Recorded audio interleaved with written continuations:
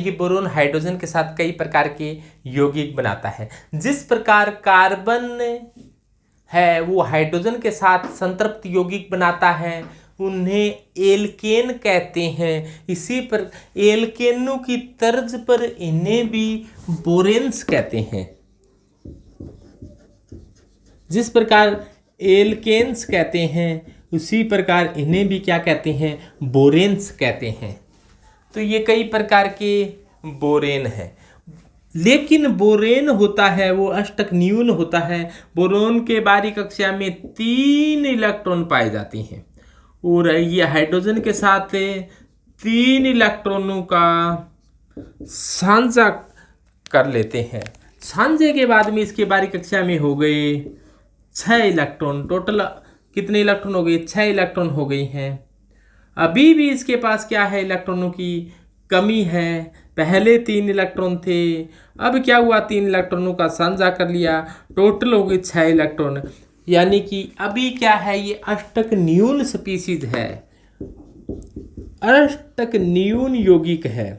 अष्टक न्यून यौगिक Lewis Kossel के अष्टक नियम के अनुसार जिनके बारीक कक्षा में 8 इलेक्ट्रॉन नहीं पाए जाते हैं, वो 8 इलेक्ट्रॉन पूरा करने के लिए या तो इलेक्ट्रॉन त्याग देते हैं, या फिर इलेक्ट्रॉन ग्रहण कर लेते हैं, या फिर इलेक्ट्रॉनों का साझा कर लेते हैं। वो चाहते हैं कैसे न कैसे कर कर इनके बारीक कक्षा में 8 इलेक्ट्रॉन हो जाएं, और जिनके बारीक कक्षा में 8 इलेक्ट्रॉन हो जाते हैं वे स्थायी हो जाते हैं, और जिनके बारीक कक्षा में 8 इलेक्ट्रॉन नहीं पाए जाते वो स्थायी नहीं होते हैं। वो स्थायित्व तो प्राप्त करने का पूरा प्रयास करते हैं।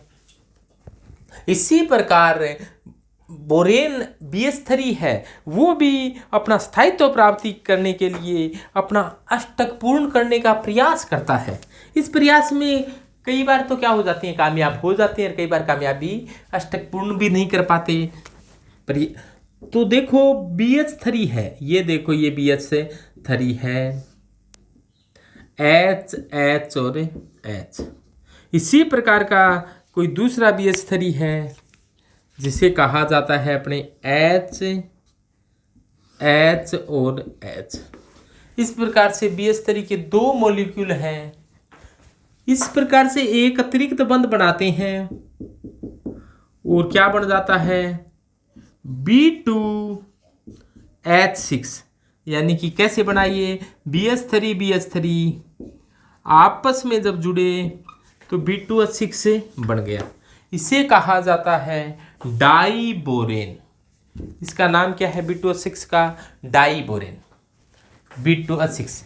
इसकी बात करते हैं अपने डाइबोरेन की।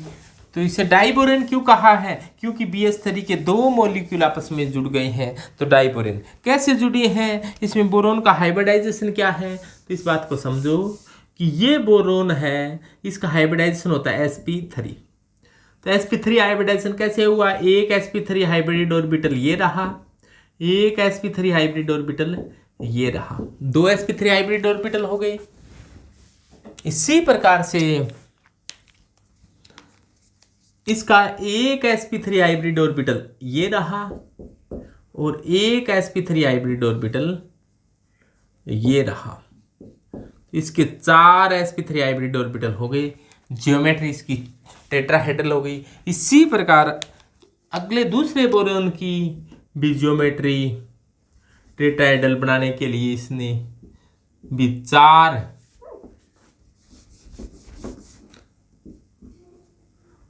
sp3 हाइब्रिड ऑर्बिटल, इसका 1 2 3 4 है।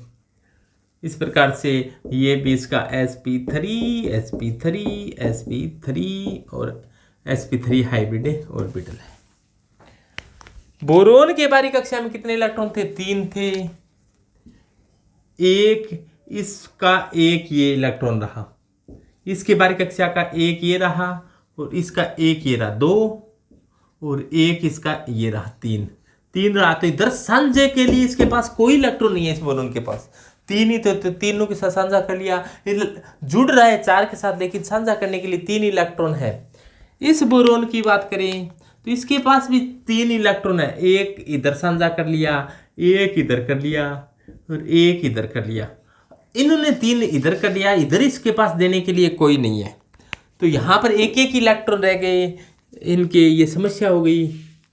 इस समस्या के समाधान के लिए एक हाइड्रोजन के साथ साझा किया इन्होंने, हाइड्रोजन का एक इलेक्ट्रॉन देकर यहाँ पर साझा हो गया, यहाँ पर एक हाइड्रोजन देकर यहाँ पर साझा हो, यहाँ पर एक एक इलेक्ट्रॉन थे तो यहाँ पर एक इलेक्ट्रॉन देकर हाइड्रोजन साझा किया और ये इलेक्ट्रॉन देकर हाइड्रोजन ने साझा किया। तो इस प्रकार से यहाँ पर एक इलेक्ट्रॉन हाइड्रोजन देकर साझा किया और यहाँ पर हाइड्रोजन देकर साझा किया।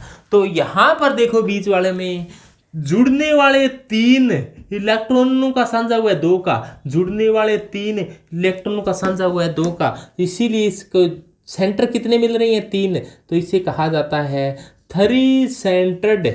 और इलेक्ट्रॉन कितने हैं यहाँ पर 2 इलेक्ट्रॉन बॉन्ड कहा जाता है। इस बंध को क्या कहा जाता है 3 सेंटर्ड 2 इलेक्ट्रॉन बॉन्ड कहा जाता है। इसी प्रकार शॉर्ट में से क्या कहेंगे 3C2E बॉन्ड, कौन सा है 3C, मिल रही है 3 इलेक्ट्रॉनों का साझा कितना हुआ है 2 का, 3C2E बॉन्ड, ये भी क्या है 3C2E बॉन्ड है ये। और इसकी शेप होती है वो बनाना जैसी होती है, इसीलिए इसे बनाना बॉन्ड, केला बॉन्ड, कदली बॉन्ड भी कहा जाता है। बनाना बॉन्ड कहीं, केला बॉन्ड कहीं, कदली बॉन्ड कहीं, क्योंकि इसकी शेप है वो कैसी है बनाना जैसी। यहाँ पर मिलने वाले क्या हैं 2 ही सेंटर है, इसीलिए 2C2E बॉन्ड का है। यहाँ पर 2 सेंटर है 2 इलेक्ट्रॉन है तो 2C2E, 2C2E। तो यहाँ पर 2C2E बॉन्ड का टाइप है और यहाँ पर 3C2E है। 3C2E को बनाना बॉन्ड, केला बॉन्ड, कदली बॉन्ड आदि नामों से भी जाना जाता है। तो ये तो था B2H6 में हाइब्रिडाइजेशन क्या है, sp3 हाइब्रिडाइजेशन है। तो कई बार इनका हाइब्रिडाइजेशन पूछा जाता है, B2H6 में sp3 हाइब्रिडाइजेशन होगा, तो ये थोड़ा सा ध्यान रखना। B2H6 का हाइब्रिडाइजेशन sp3 होता है बोरोन का। इसी प्रकार SiO2, इसी प्रकार तो नहीं, एक ये एग्जाम्पल भी याद रखना, SiO2 का हाइब्रिडाइजेशन भी sp3 होता है। इन दोनों का ये हाइब्रिडाइजेशन sp3 होता है। ये अपने वाले सूत्र से नहीं आएंगे। क्यों नहीं आएंगे? क्योंकि ये एक असामान्य घटना है। ये भी SiO2 अकेला मॉलिक्यूल नहीं होता है, SiO2 एक मूलानुपाती सूत्र है, ये आणविक सूत्र ही नहीं है। और यहाँ पर ये कोई एक कंपाउंड नहीं है, 2 कंपाउंड आपस में जुड़ने के कारण इसका हाइब्रिडाइजेशन sp3 हो गया, क्योंकि BH3 जुड़ गई है तो हाइब्रिडाइजेशन sp3 हुआ है। तो इनके हाइब्रिडाइजेशन एग्जाम में सामान्य पूछे जाते हैं और विद्यार्थी गलत भी कर देते हैं, तो आप सावधान रहना, सचेत रहना, इस प्रकार के क्वेश्चन अपने गलत नहीं होने चाहिए। तो ये तो हुई कि B2H6 में हाइब्रिडाइजेशन व संकर्ण। बनाना बॉन्ड कितने हैं? इसमें 2 बनाना बॉन्ड है, केला बॉन्ड या कदली बॉन्ड भी कह सकते हैं। इसे अब B2H6 को बनाया कैसे जाता है, B2H6 की बनाने की विधि, इसकी रासायनिक अभिक्रिया के बारे में अध्ययन करेंगे।